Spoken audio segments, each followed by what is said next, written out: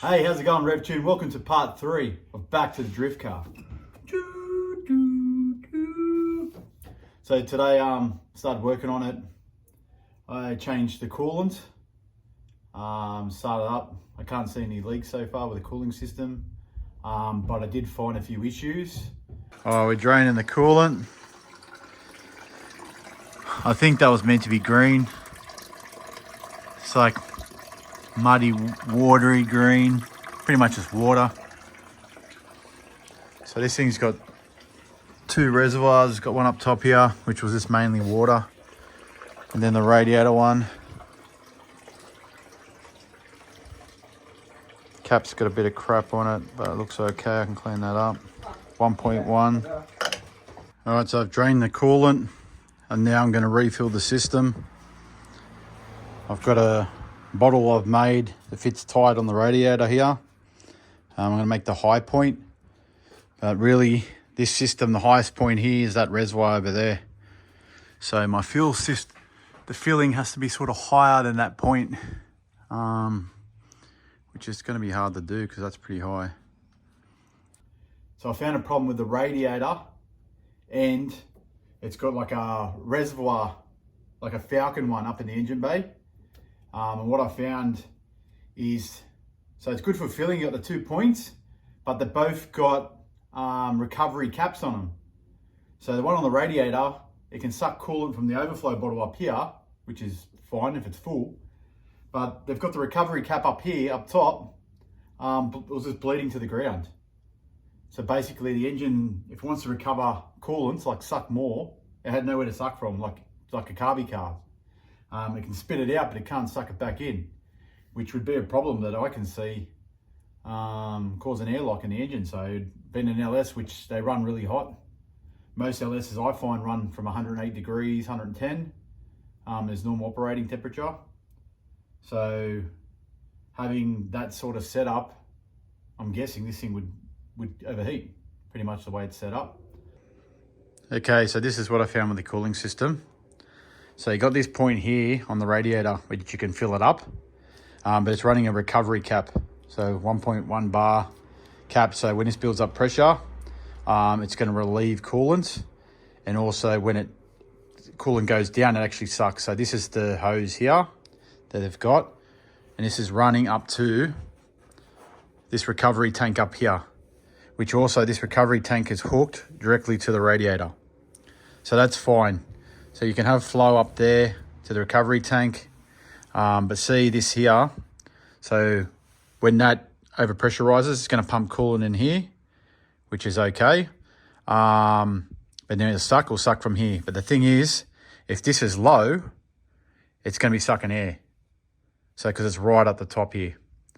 So what I found, this tank was low when I got the car, but this is the overflow. So when this tank is low, it's got a recovery cap as well. So this needs to suck as well. So when this tank is low, it sucks from this hose. They had this hose just going Wi-Fi on the ground. So it's just sucking air. So it pumps it out. It can pump coolant out if it's over full. If the system's pressurizing and it's over full, it'll pump out, no probs. But it'll pump it on the ground, and then it had nowhere to suck it back in. So I've just fitted this temporary little Coke bottle here, little 600 ml. And as I was bleeding it, the system sucked it dry. So it just shows, like, you think the system's full, because this was full to the top. I had 2 big bottles, bled it, filled it to the top, but then as the system was running, it actually self-bled itself and needed more. So I'm going to have to either make another tank, or maybe just like old school bodgy ways, put another bottle here for now, but I'll probably make a nice little alloy tank or something, just as an extra recovery bottle. Until I work out a better setup for this. I pretty much want to do, I think I might get this welded up here, or see if I can get a non-recovery cap, a better cap that doesn't recover, and just not run this red hose to here, because it self-bleeds the radiator from here anyway. And then I just got the one high point here, and then I'll still need a recovery anyway for this. But just the way the radiator's mounted so low. And then with the oil filter on this car, so the person I bought it off told me, oh, it doesn't have an oil filter, it's probably a good idea to put an oil filter on it. And he told me that he changed the oil before I got got the car, because the car's been sitting for years and before he started to run it. Which I don't think that's true, because there is an oil filter I found underneath the car, which was easy to find. Basically put your head underneath. It has a remote oil filter mounted pretty much next to the sump, just a bit higher. And when I drained the oil was that dark and fuely. It was like tap water. So I reckon if I would have just took this to the track without changing oil, just going off what the guy said, oh yeah, the oil's been changed, I reckon it would have spun a bearing the first night we took it out.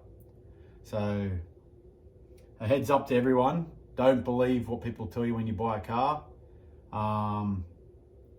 Unless I misheard him, but I'm pretty sure he told me, because I asked him, it sat for ages, and he said, oh yeah, before you come look at the car, I'm going to change your oil and filter and stuff like that.